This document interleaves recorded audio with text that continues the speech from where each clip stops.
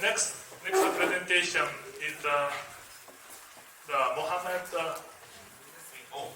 Sorry. Mo. Yes. Hi everyone. Thanks a lot for having me here. So my name is Mo Zalfagari. I'm the AWS technology lead for AWS Telco, and today I'm going to talk about the way actually we're looking at the NFV in a little bit different way. So I'm going to up-level it a little bit. I'm not that intelligent as you, so I'm going to up-level it and give you a little bit more business value on top of the connectivity. And I'm not a fan of like sales pitch, so I'm not here to tell you that AWS actually we provide this and that and these services. So many of you are familiar with that, but it's really important to lay down the foundation in the next two slides very quickly to get to the point. So you know, and you talked about the cloud continuum, edge continuum, hybrid clouds, and some of these aspects throughout today and in the previous sessions. AWS as well. We're trying actually to provide the cloud continuum for any applications. In this case, let's say for connectivity, the latest one for 5G. So delivering the cloud wherever the customer needs it. So, and it's based on the we provide like satellites, the clouds, regions, the local zones, getting down actually to the AWS regions and availability zones, and then we have started actually to provide number of devices and services. So some of these devices we have like outputs, so you may actually know about that. So it provides the cloud edge capability, and Snow families came in. So I came for telemanagement from DTW, which is happening on the next building tomorrow. I came with one cabin size edge solution. We call it the Snowball Edge. You can actually lift it, put it here, and then it can run the 5G core, O-RAN, the whole private 5G inside that. So we have a smaller one, a Snowball Cone, which can run the whole LTE and private LTE there. And we have one lorry size, 18-wheel lorry, which is for disaster recovery for the city. So you can drive that somewhere and you can actually run the edge solutions for that. So we are providing these edge like physical devices and also services on top, which I'm going to talk about in the next slide. If you please, and there are many related services, 200 plus services, and they cover like MEG, automation on top of the MEG, service-based architectures, stateless architectures, and comps. And you can see number of familiar names here. Again, I'm not going to tell you which AWS service is doing what, but that's the journey we bring together in terms of like virtualization of the network together. So again, up-leveling this for you. What is a hyperscaler role in this industry? So we are helping the telcos to, one, lay down their cloud connectivity and virtualize it. So private 5G, and capabilities like that with the cloud continuum solutions and services I mentioned. The second layer on top is MEC as a second horizontal, and then enabling the cloud continuum, bringing the edge ETSI model to the edge of the cloud, edge of the sensor, and then bringing the capabilities in a hybrid model. And on top, then we bring 200 plus services to bring AI, IoT, AI/ML, generative AI, name it, to create the smart applications on top of this connectivity. I'm leading the Growth Unlock business unit in AWS, and in AWS we always work backward from the customer. So for the customer, for the end customer, applications always are what they need. So working backwards from that, I look at NFV as an enabler for those applications, and that's my the vision actually I have in this session, and that's the angle of what I'm going to talk about. So I'm going one more steps down into some of the breadth and depth of the AWS cloud and why. In general, actually, any cloud, but more specifically how AWS actually can help you within this journey. And that's going to be, like, again, number of like detailed implementation on top of the VMs, like we call it EC2s, and how to actually go from VNF to CNF, and what tools actually we have over there to support all of the cool technologies that actually discussed today. But if you go to the next slide, please. That's my area. So below you can see the Etsy model on the core data, aggregation and core network, fixed access network and sensor edge. And on top you can see number of technologies like core VNF, edge compute and access VNF, connectivity, device sensors, AI ML. And on top you can see the vertical solutions, smart X solutions, manufacturer, health, content providers, name it. And then you have customers, consumers, SMBs, enterprise. How we enable this matrix for any use case for any customers. That's what the focus is at AWS Telecom right now.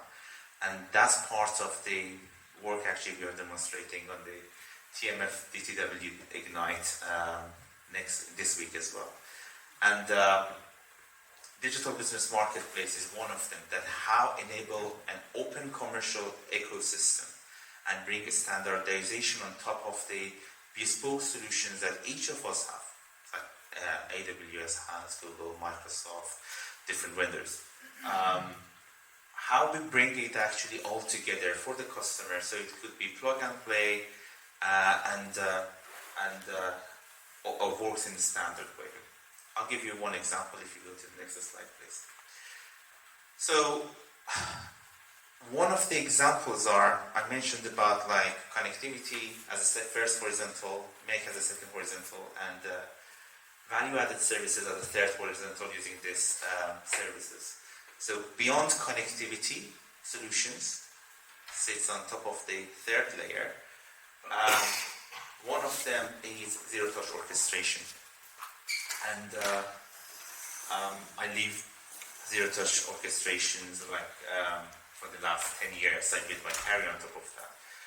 And the example you can see is one example that how from AWS Cloud on the left-hand side, we can go to the network edge, to the, let's say, manufacturing edge solution and sensor edge, and then like, you have the devices on the right-hand side.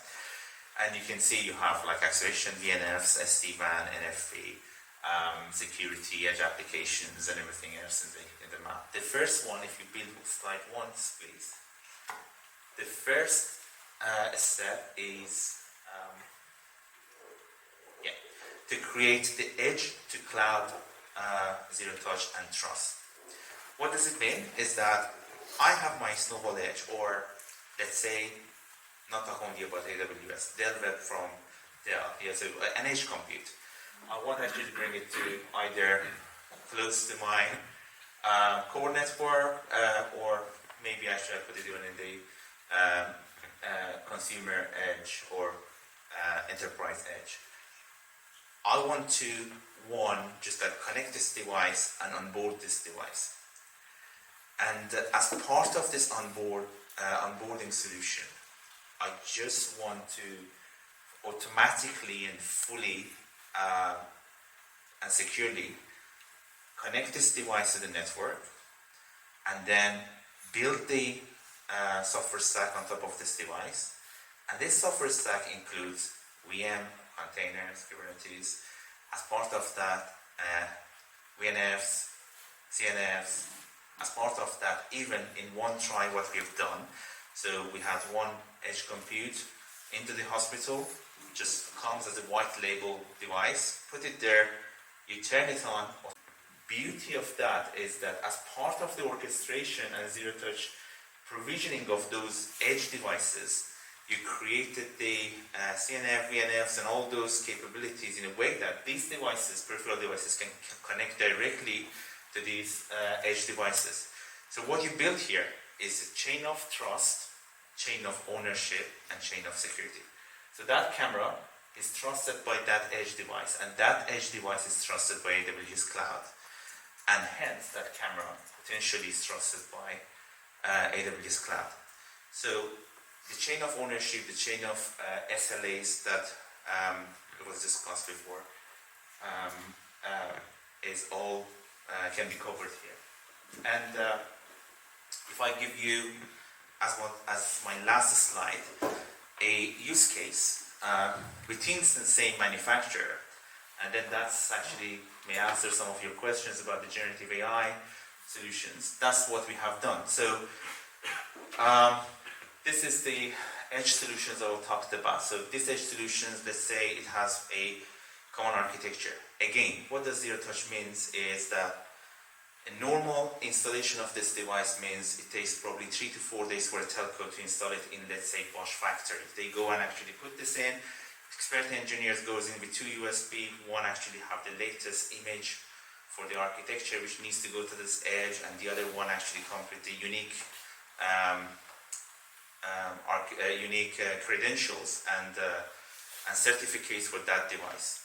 That takes days in this case. So with the zero-touch orchestration solutions that Amazon brings to the game, again based on the standard solutions like FIDO device on board, we're not creating another yet siloed ecosystem. It's a standard base. We enable the Bosch to go and actually to order their webs like white label, order to the factory, turn it on, and then you build it even with bare metal, like even with no kernel. So you can actually build the kernel, operating system, container services, NFVs, and then like network elements, and build it up. And that took, for example, Dell Web 1400s, it went down from 3 days to 9 minutes per device. In terms of cost, the cost of these Dell Web devices, and we did it with British Telecom, it takes $1,200 per device. It took $2,400 to provision it. And this provision is like, I'm a mixed BT, so I'm very passionate about BT. So BT actually wanted to create like SD-WAN, like sell the SD-WANs and NFV on top of the connectivity and edge solution. So part of that is how to actually monetize that. So, and then that provisioning costs like twice of the device itself. So bringing the cost of the provisioning to 1/3 and bringing the security down to the chip level is another level, another added security on top of the NFV that we bring here. And as an example, this edge compute have some kind of like those devices I mentioned about in the factory, and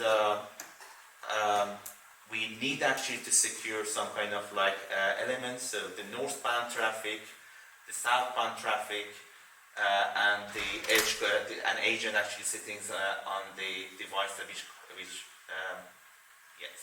which actually creates monitors the device for the security. So Gen AI can run and understands the traffic going on in the network. Based on that, automatically creates 3 or more VLANs, and then allocates the devices automatically to the VLAN based on the policies, the risk that the device has, and the importance of the devices. In that case, actually, that mobile phone started to play dodgy, started doing DDoS attack to that camera, so automatically get detected by self-healing network solutions, which is running and auto-provisioned on the edge, and then automatically get pushed back to the quarantine VLAN. And then there, automatically, some healing mechanisms, including like sending some agents to the device to find out if there's a Trojan on the device or something like that. happening automatically. If it succeeds, good. If not, actually it flags the ticket and engineers can go. But if it succeeds, automatically it comes not directly to the green VLAN, it goes to the yellow VLAN, which is like a testing environment to see how the device behaves. And for a few minutes, actually it stays there. And then if it behaves, it goes back to the green VLAN and back to normal. So this is an exemplar self-healing mechanism, self-healing network, which is enabled by GenAI on top of the existing NFVs and CNFs that actually we have in the factories.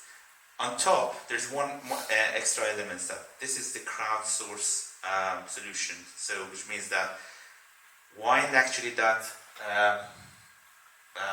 tablet starts to attack the camera, another camera, or sorry, while this tablet that tries to attack, let's say, the robotic arm, there's a camera actually which detects the unusual movement of the robotic arm, because if the DDoS attack, it could shake or it could do not normal thing. So again, anomaly detection based on the GenAI could actually collect the information and feed into the system, and then on top of the network data, you could have crowdsourced data and you decide based on that. So I'll give you like one example of many examples that how you can combine the cloud solutions with the NFV solutions and GenAI and other capabilities together in a generic and modular way to create value on top of the connectivity, and that's the focus of AWS these days. Although actually we're working very closely to enhance the networking options for the telcos, and absolutely benefiting from the discussions like these sessions. We're also actually trying to build one layer on top in terms of like what does it mean in the application layer. So hopefully it was helpful, and thanks a lot.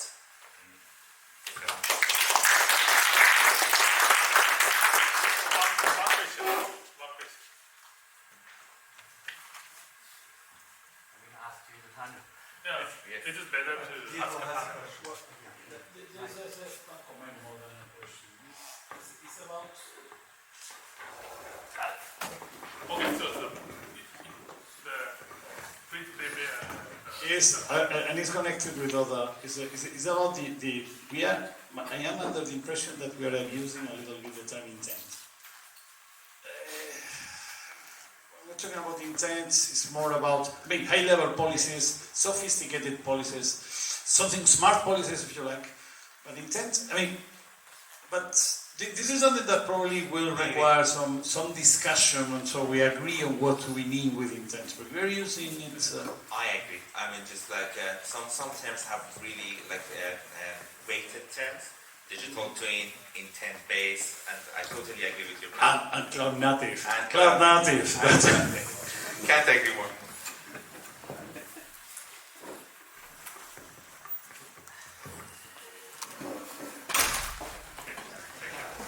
Thank you again. And let's move to the panel discussion. Yeah, please ask your line. So please take a seat. Alright, so this is the last one, so I hope you can listen to very insightful discussion here.